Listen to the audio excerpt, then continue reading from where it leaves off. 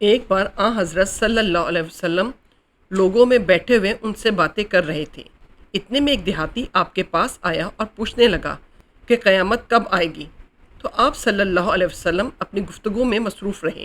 بعض لوگ جو مجلس میں تھے کہنے لگے، آپ صلی اللہ علیہ وسلم نے دیہاتی کی بات سنی لیکن پسند نہیں کی، اور بعض کہنے لگے کہ نہیں، بلکہ آپ نے اس کی بات سنی ہی نہیں۔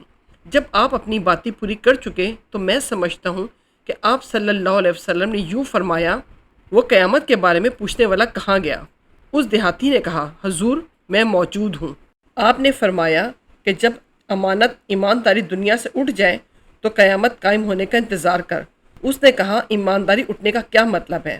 آپ صلی اللہ علیہ وسلم نے فرمایا کہ جب حکومت کے کاروبار نالائق لوگوں کو سونپ دیے جائیں تو قیامت کا انتظار کر۔ صحیح بخاری حدیث نمبر 59۔ عبداللہ بن عمر بیان کرتے ہیں کہ ایک سفر جو ہم نے کیا تھا، حضرت صلی اللہ علیہ وسلم ہم سے پیچھے رہ گئے اور آپ صلی اللہ علیہ وسلم ہم سے اس وقت ملے جب عصر کی نماز کا وقت آن پہنچا تھا۔ ہم جلدی جلدی وضو کر رہے تھے، بس پاؤں کو خوب دھونے کے بدل ہم یوں ہی ساتھ دھو رہے تھے۔ یہ حال دیکھ کر آپ صلی اللہ علیہ وسلم نے بلند آواز سے پکارا، دیکھو ایڑیوں کی خرابی دوزخ سے ہونے والی ہے۔ 2 یا 3 بار آپ صلی اللہ علیہ وسلم نے یوں ہی بلند آواز سے فرمایا۔ صحیح بخاری حدیث نمبر 60۔ ایک مرتبہ رسول صلی اللہ علیہ وسلم مسجد میں تشریف فرما تھے اور لوگ آپ صلی اللہ علیہ وسلم کے ارد گرد بیٹھے ہوئے تھے کہ 3 آدمی وہاں آئے۔ ان میں سے 2 رسول اللہ صلی اللہ علیہ وسلم کے سامنے پہنچ گئے اور ایک واپس چلا گیا۔ راوی کہتے ہیں کہ پھر وہ دونوں رسول اللہ صلی اللہ علیہ وسلم کے سامنے کھڑے ہو گئے۔ اس کے بعد ان میں سے ایک نے جب مجلس میں ایک جگہ کچھ گنجائش دیکھی تو وہاں بیٹھ گیا، اور دوسرا اہل مجلس کے پیچھے بیٹھ گیا، اور تیسرا جو تھا وہ لوٹ گیا۔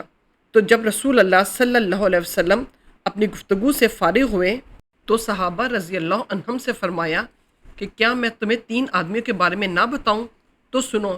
ان میں سے ایک نے اللہ سے پناہ چاہی، اللہ نے اسے پناہ دی، اور دوسرے کو شرم آئی تو اللہ بھی اس سے شرمایا کہ اسے بھی بخش دیا، اور تیسرے شخص نے منہ موڑا تو اللہ نے بھی اس سے منہ موڑ لیا۔ صحیح بخاری حدیث نمبر 67۔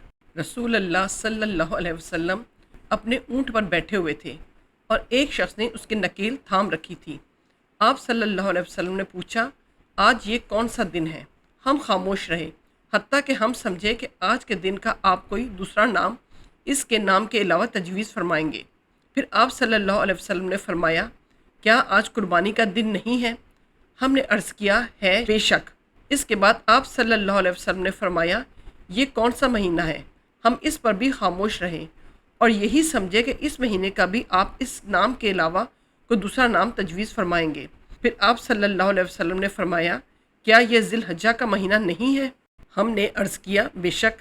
آپ صلی اللہ علیہ وسلم نے فرمایا، تو یقیناً تمہاری جانیں اور تمہارا مال اور تمہاری آبرو تمہارے درمیان اسی طرح حرام ہے جس طرح آج کے دن کی حرمت تمہارے اس مہینے اور اس شہر میں ہے۔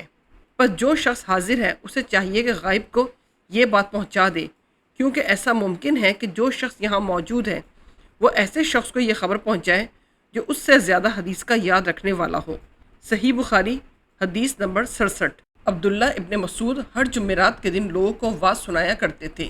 ایک دن ان سے کہا، اے ابو عبد الرحمن، میں چاہتا ہوں کہ تم ہمیں ہر روز واعظ سنایا کرو۔ انہوں نے فرمایا، تو سن لو کہ مجھے اس امر سے کوئی چیز مانے ہے تو یہ کہ میں یہ بات پسند نہیں کرتا کہ کہیں تم تنگ نہ ہو جاؤ، اور میں واعظ میں تمہاری فرصت کا وقت تلاش کیا کرتا ہوں، جیسا کہ رسول اللہ صلی اللہ علیہ وسلم اس خیال سے کہ ہم کبیدہ خاطر نہ ہو جائیں واعظ کے لیے ہمارے اوقات فرصت کا خیال رکھتے تھے۔ صحیح بخاری حدیث نمبر 70۔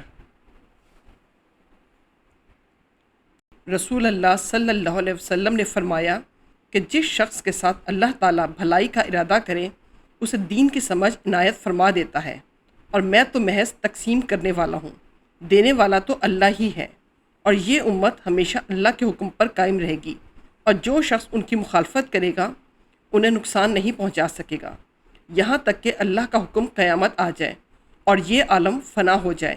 صحیح بخاری حدیث نمبر 71۔